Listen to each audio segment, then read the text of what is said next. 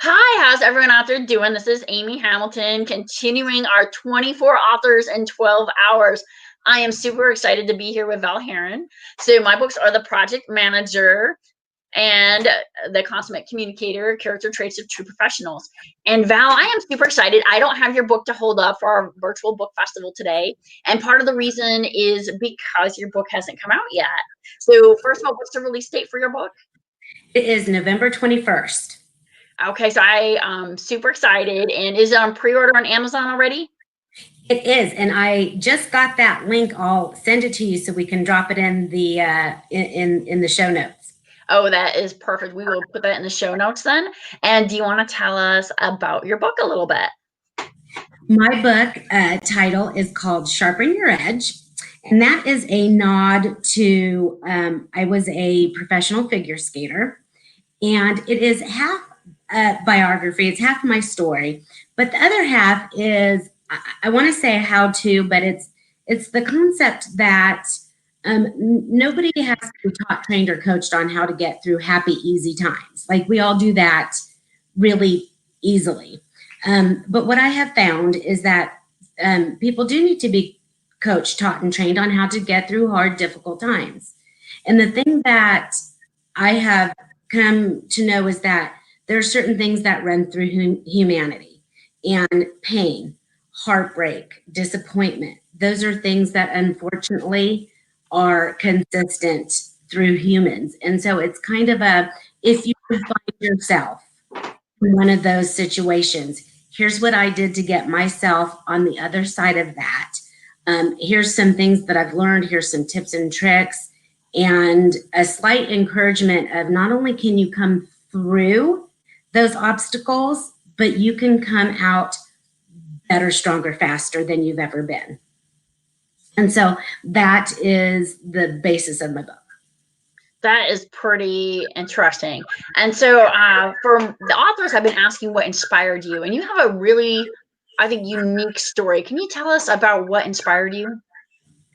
Yes, well, like I said, I was a professional figure skater. Before I turned professional, I was a very competitive skater, and I had the privilege of competing against some people you might have heard of, Christy Yamaguchi, Tanya Harding, Nancy Kerrigan. I was all in that group. And unfortunately for me, my Olympic dream never came true. I blew out my knee training a jump called the triple Lutz, and effectively in just 1 nanosecond, everything that I had worked for was over.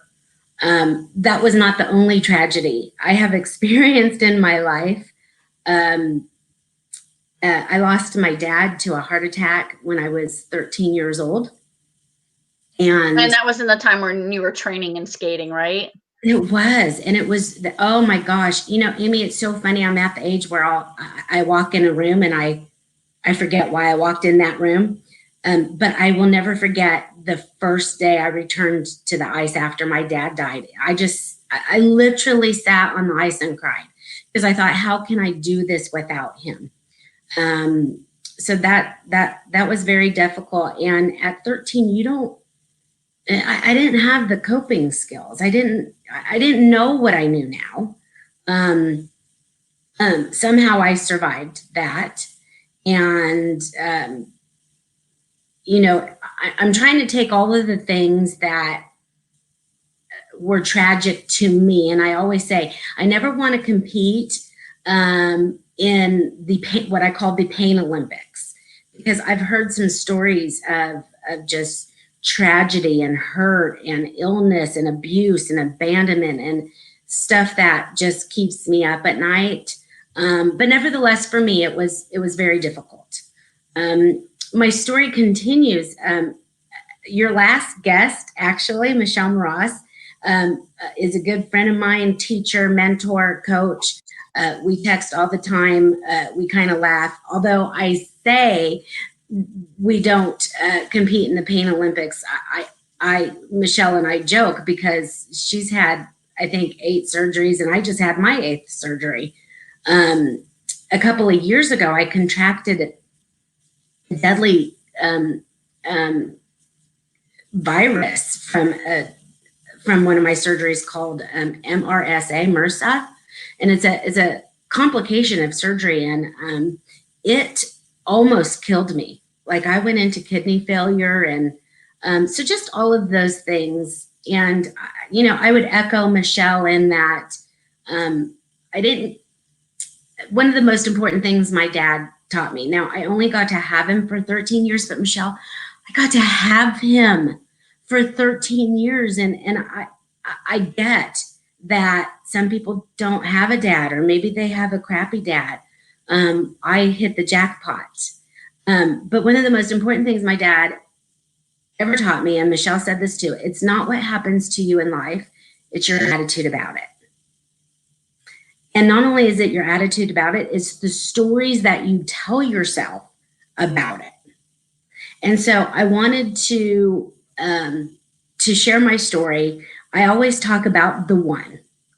I wrote this book for the one person who is right now theoretically sitting on the ice, crying her eyes out, or the one who is stuck in a hospital with IV antibiotics or dialysis, trying to get her kidneys to kick in, and just doesn't even know if she's going to live through the night.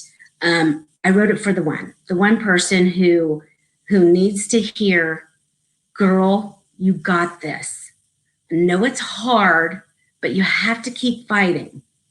Keep fighting. Don't ever be out of the fight. So I wrote the book. I call it For the One, because if I can impact one person to keep fighting, then everything I have gone through I can justify it somehow in my head, I think that's really tremendous. And I think right now during COVID, we don't realize how much that one person matters.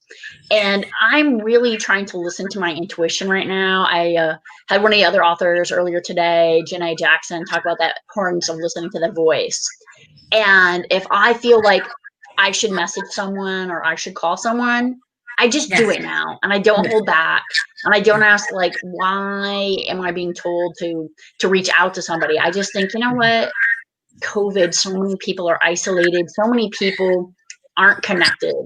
So if this voice is saying, hey, you haven't talked to Andrea in a long time, go and just send Andrea a note. You don't know why that's happening. And so that one person you're connecting with.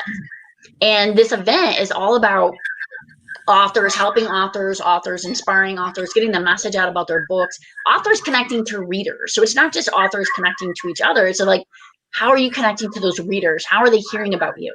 So often in physical space, we're relying on, I'm going to have this big event and it's going to be fantastic, and I'm going to do this book signing, or even a little event at a coffee shop. And now we're here, we're in our homes. So when this has kind of changed things, and it gets people down, but Val, how do you stay motivated? And how do you think, what's your encouragement for others to stay motivated? So I get asked that question on a little bit deeper level, Amy. People ask me all the time, Val, how did you do it? I mean, at the age of 6 years old, I was training 6 hours a day, 6 days a week. I don't think that that's normal at all for a 6-year-old. And now I'm a parent, and I kind of think, like, what were my parents thinking, allowing me to do that? How do I stay motivated? It is committing to your goal. And I think the thing that people really lack, especially in today's day, because there's so much negativity coming around, it's believing in yourself. It's believing in your dream. It's believing that if you do the right things and you work hard, you can actually accomplish that. And I see people who are hopeless, and it makes me really sad. And so what has kept me going is I made a commitment to myself, and I believe that I can accomplish it if I work hard enough and do all the things that the experts tell me to do. That, at the time it was my figure skating coach, and now it's Michelle. And, it's having belief in yourself. And it saddens me that people don't believe in themselves. and you open up social media, and it's everybody's highlight reel, and these, just all the things that are you can make up through Photoshop. And so believing in yourself is a huge thing to me. You bring up a good point about social media. And I used to live overseas in Germany, and people were like, oh, you lived such an exotic life. And so I wrote a blog post called Live, Laugh, Love, and Laundry. And the laundry is not glamorous, and I'm not posting my stacks of laundry. I do think I'm one of the only people who have like bright pink and dark pink and then like baby pink clothes.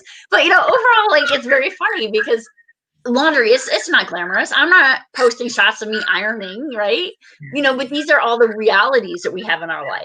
So our reality may not be glamorous per se, but I read a great article once, and it was all about switching your mindset to, it's not I have to do the laundry, but I get to do the laundry. And I am so lucky because I have a lot of clothes, like too many clothes, like most, like many people in America. And I'm so fortunate that I have clothes. I'm so fortunate that I get to do the laundry. So how has your mindset shifted over this pandemic period? And what advice do you give to others, both readers and authors?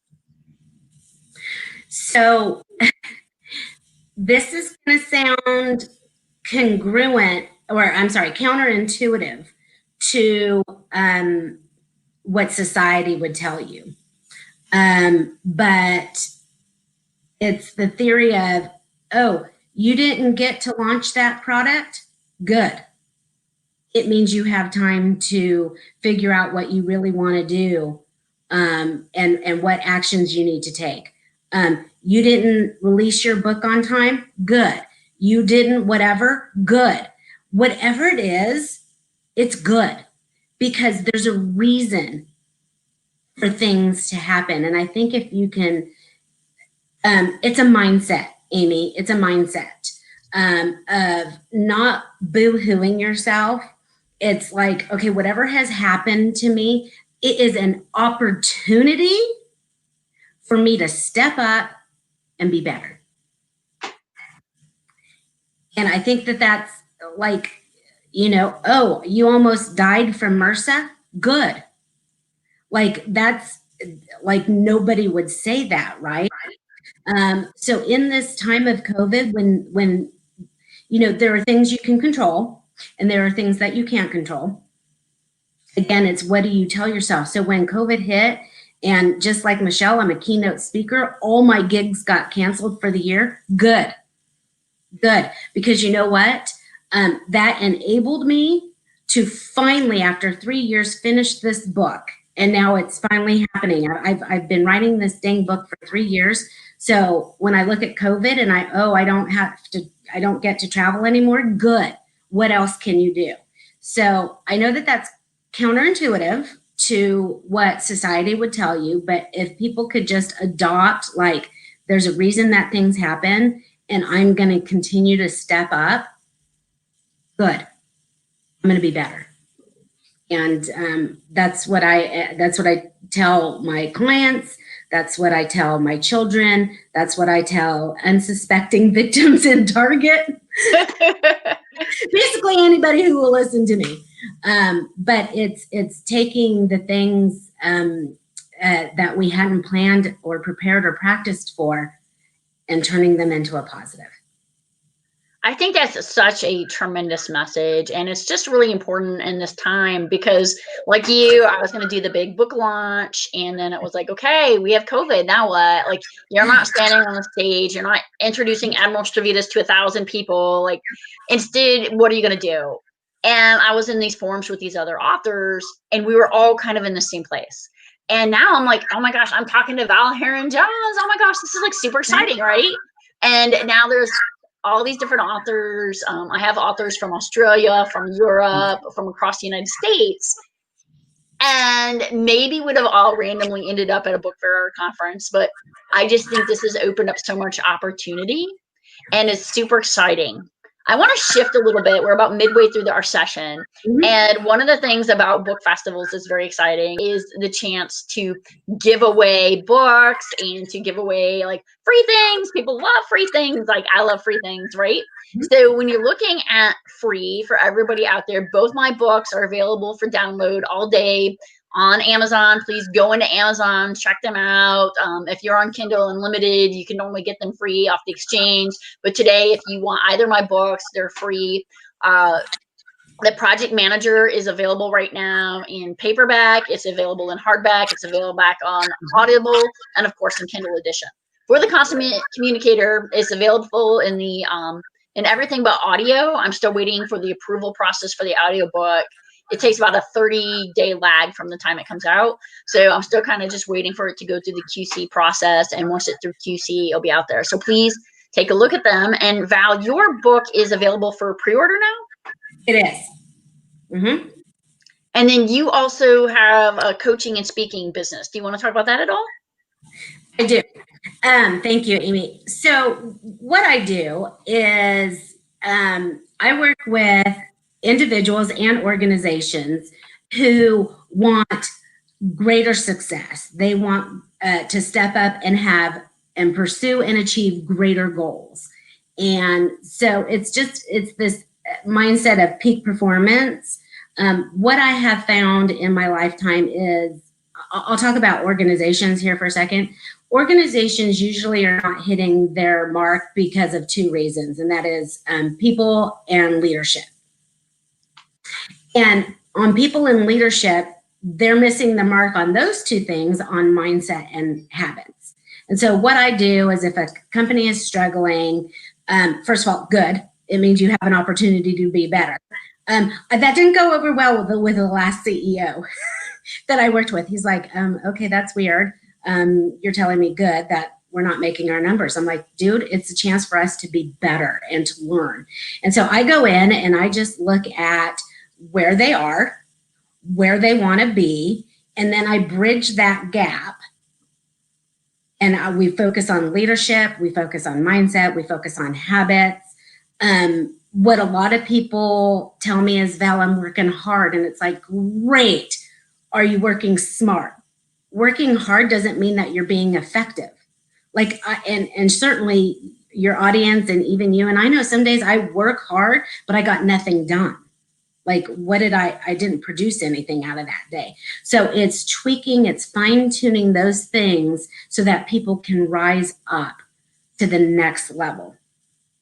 Because here's where a lot of people miss, Amy. Whatever habits, thoughts, practices, and behaviors got you to this point in time is not going to be the same habits, thoughts, patterns, and behaviors that are going to get you to the next level. If you want to be, do, and have something different in your life, you literally have to be, do, and have something different. You have to change your behavior. You have to change your patterns. You have to change your practices. And people miss out on that. And it's like, you know, the definition of insanity, doing the same things over and expecting a different result. So it's me going in and looking at what those things are, what are they being, doing, and having, changing them so that they can rise up to the next level. And you bring up a great point about the next level and this plateau point. And so often we're like, oh, well, I did XYZ and that's how I got here and I'm successful. Okay, are you really where you want to be? And when I listened to you just now, I have to say I love Jim Collins' Good to Great. And it's like this tremendous book that impacted me. When I read this, I was like, it doesn't matter how old I was. I'm not going to give that part away. But the whole point is, you know, like we go through life and we're impacted by these books that we read. And when I look at Jim Collins' Good to Great, and like these organizations, you're good, but now you're going to stay good. But if you want to be great and you want to go from good to great, you've got to change stuff. And you can't say, well, I get up every day and run 2 miles. Maybe you got to run 2.5, or maybe you got to do sprints or hill repeats. And I know for you to get to those next levels, both in your career as a skater and now in your career in the business, you see that. So what kind of changes do you recommend during COVID that people should take? Well, the thing that I talk most about, Amy, and it seems so simple, And it's stuff, it's nothing new, right? There's nothing new. But if you don't take care of this, nothing else will work. Nothing. And one of my clients who was a CEO, he was, I'm just going to say it, okay? He was overworked, overstressed, overweight. He was attached to this thing 24/7. He was answering emails. He shared with me. He was disconnected with his children. His marriage was on the brink of failure. And then he had a heart attack. And technically, he died. And they were able to resuscitate him, and he ended up with a quadruple bypass. And he spent the next 9 months rehabbing and recovering from that. And so, the question was, in those 9 months and in that moment when they were shocking him back to life, how important do you think his marketing plan was? It wasn't. How important was his sales pipeline? It wasn't. If you do not take care of this, nothing else will work. And so then I challenge people to take a step further. How do you want to show up in your life? How do you want to show up for your family, for your business, for your clients, for your teammates? If you want to perform in all of those areas of life, you have to take care of this. So in this time of COVID, when literally sickness is knocking on our door, you have to take care of yourself. Proper hydration, proper nutrition, exercise, sleep, and mindset. You have to nail down those 5 things. Because if this doesn't work, Amy, I'm sorry to be the bearer of bad news, but nothing else will work. And you know what? I have been in a hospital hooked up to a dialysis machine, hoping that I made it through the night. How important do you think anything else was at that point for me, other than making it through the night? Nothing. So I know it sounds so simple, and everybody knows you're supposed to drink water and eat healthy and move. But in this time of COVID, you have for those people who are sidelined or at home, you have an opportunity to hone in on those things. And if you want to show up for your family and for your organization, you have to take care of yourself. You have to. So a lot of people are like, I don't have time, Val. Like, you're telling me to take care of myself, but I don't have time in the morning to like get my head together. So what's your advice to the people who say, I don't have time to take care of myself? Can I cuss on your show? Bullshit. Okay. Bullshit. We all have 24 hours in the day. Okay. And all of the peak performers that I work with, and I'm talking CEOs, entrepreneurs, Olympic athletes, we all have the same 24 hours. They make self-care a priority. They schedule it on their calendars, just like an appointment with a client. We don't have the time, we make the time. And I don't have to work out, I get to work out. I mean, my body, I've had 8 surgeries, many of them orthopedic nature, because somebody told me when I was 5 years old that ice was hard and that I would have consequences of that. And so my body is literally like, I'm half bionic at this point. So movement, like I get to work out. Like I can still do the things. And so at the risk of sounding like a snot, I call bullshit, because we all only have so many days or so many hours in the week. Maybe it means getting off Facebook. Maybe it means not watching an hour of TikTok. Maybe it means getting up an hour earlier, but we all have 24 hours. You have to make the time. No, I think that's such an important point. When I talk about project management and the triple constraint, you have the resources, and you have your cost, your quality, and your time. But time's the only thing that you never get back. And when I look at, what's going on in the world today, And there's a little joke about, oh my gosh, you know, like you have the internet, you can do all of these different things with this computing power. What do people do? And they're like, oh, we watch cat videos. Yeah. And one of the best ways I ever procrastinated is I was reading some scholarly articles, and I read a scholarly article on why people procrastinate by watching cat videos. And it's like really fascinating how we will find these things to procrastinate. So what's your advice for procrastinators? The best advice is to pair yourself up with a buddy. Could be your spouse, could be your best friend. Doesn't even have to be in the same city as you. But get a partner, get a buddy who is going to challenge you, who's going to push you in a good, positive way. Competition isn't always a bad thing. And who will hold yourself accountable. Because if you can't do it yourself, like I'm very driven. I don't have to have anybody push me. Like I want to be in the gym. I want, you know, that's been my life since I was 5. Some people, I think I was born with that. Not everybody has, and I recognize that. So if you can't do it for yourself, get your best friend, get your spouse, get your sister, get an unsuspecting victim at Target, and get them to hold you accountable. Because if you have, if you know that your best friend is waiting at the gym for you, you're not going to not show up. Like you're just not, because they're not going to be your best friend for that much longer. So if you are having a hard time with procrastination, it would be my suggestion to get an accountability partner. The other thing is, you know, schedule it on your calendar like a meeting. Like we have these tools. Let's use them. So there's a lot of things.